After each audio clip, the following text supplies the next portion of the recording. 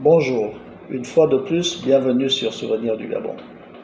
De village à quartier, de quartier à arrondissement, Nzanyon est connu aujourd'hui comme le quartier le plus peuplé de Libreville, un carrefour de vie, de commerce et de bruit.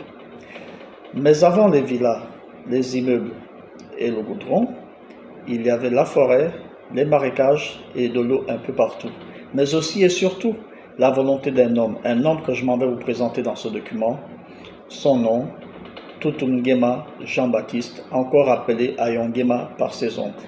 Je suis Michel Auger, administrateur de la page Souvenirs du Gabon. Bonjour, je m'appelle Jean-Baptiste Toutoum Nguema, plus connu sous le nom de Ayon Nguema. Je suis le fondateur du village Nzengayon et voici mon histoire pour les souvenirs du Gabon. Je suis né vers 1869 dans l'ancien site du village à Voretzulé, à Toumsis, dans le département du Komo-Monda. Mon père nommé Nguema Koumgom, qui était un grand notable Fang de la tribu Essangui, y était installé. Un jour, il décida de quitter ce lieu pour se rapprocher de Libreville. Nous sommes au courant des années 1880-1885. À son arrivée à Libreville, mon père fit le choix de s'installer sur un site qui était déjà occupé par le peuple Sekiani. Ce site, ou village des Sekiani, qui se trouvait au lieu-dit Dragage et Bakkater, était autrefois connu sous le nom de Camp Apoko. Nous sommes à la fin du XIXe siècle. Cependant, avec l'arrivée massive des Fang, les Sekiani vont abandonner le camp Apoko au profit de mon ethnie. Mais, bien entendu, mon père et moi avions été les tout premiers Fang du clan Essangui à s'y installer avec toute la famille. En 1890, arrivé à l'âge adulte, je décide de me séparer de mon père. Je quitte donc le camp Apoko pour aller m'installer un peu plus loin, dans la forêt, au milieu de nulle part. C'est ainsi que je crée mon propre village auquel je vais donner le nom de Nzengmeyon, un nom qui plus tard sera déformé en Nzengayon à cause d'une erreur de frappe due à l'administration coloniale. Aujourd'hui, le site existe encore, et ma famille y vit toujours. Il correspond à l'emplacement exact où se trouve l'église Saint-Jean-Baptiste, sur la bretelle Carrefour GP Ondogo.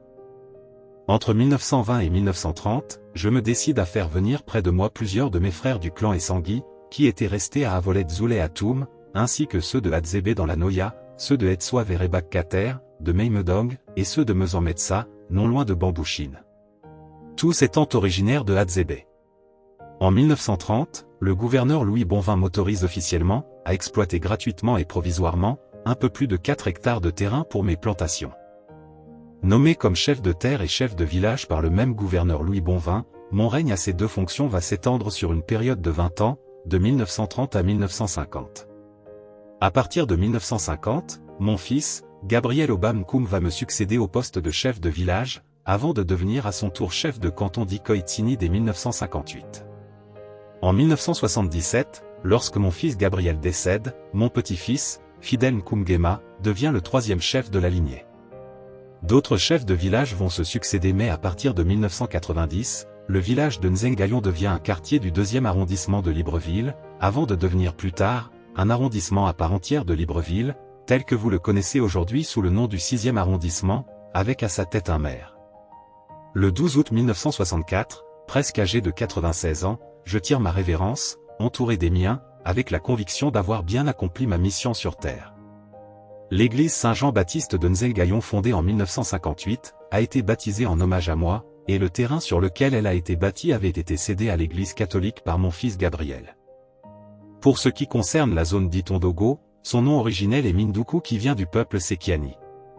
Au fil du temps, le mot Mindoukou a été déformé en Ondogo par les Fang, et plus précisément les Ntoumou de Bitam, qui vont s'y installer de manière progressive après Simon Oyono Abaa, le tout premier des Ntoumou à s'y établir, grâce à sa femme qui était du clan Essangui.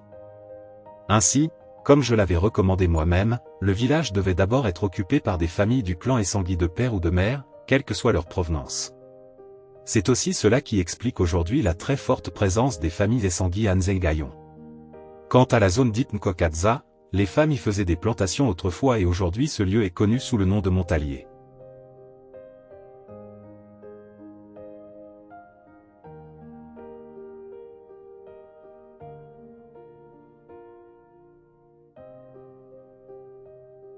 Voilà, c'était l'histoire du quartier Nzanyon et de son fondateur Jean-Baptiste Toutoum Nguema, encore appelé par ses oncles maternels Jean-Baptiste Ayon Nguema. Cette fois, je vous invite en commentaire à apporter des informations que vous auriez en votre possession. Merci et à bientôt pour une prochaine capsule sur l'histoire du Gabon.